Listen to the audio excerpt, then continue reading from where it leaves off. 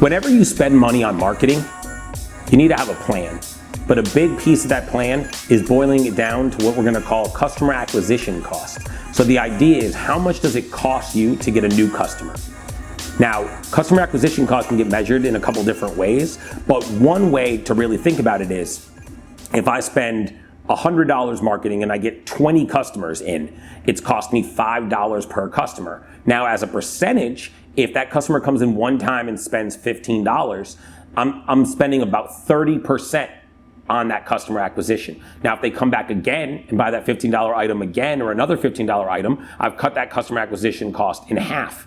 If over the life of that customer relationship, they do that time after time after time, my customer acquisition cost starts to reduce tremendously as a percentage of my sales.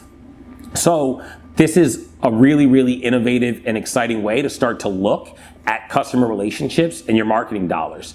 I remember reading years ago that Burger King calls it, and I'm just gonna give you a round number, a $13,000 mistake when they do something that is customer relationship ending. So they screw up so bad that that customer's not coming back anymore. They have monetized what the average customer will spend over the life of their business relationship with them. And they've looked at that and said to their staff, we need to be thinking about that customer relationship in terms of the total number of dollars that we're gonna see from them long term. There's a genius in that, right? Those of us that sell food for money sometimes start to condition ourselves to think of each transaction individually.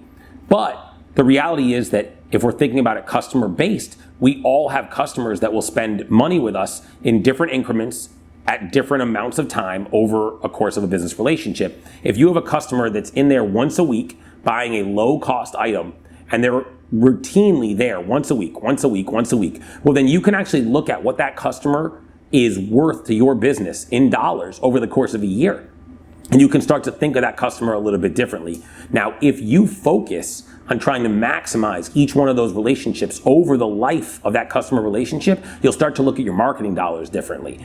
Because ultimately, you'll start to understand that customer acquisition costs aren't as important to keep low if you can create a very long-term customer relationship. Now, if you have very short customer relationships and you're seeing that repeat business isn't a big part of your business, then you have to be really, really careful with your customer acquisition. You know, if you were selling people $15 items and you were gonna sell an average customer one item in the life of that customer relationship, well, then you really shouldn't be spending all that much money at all. We're talking about sub $1 to acquire that customer.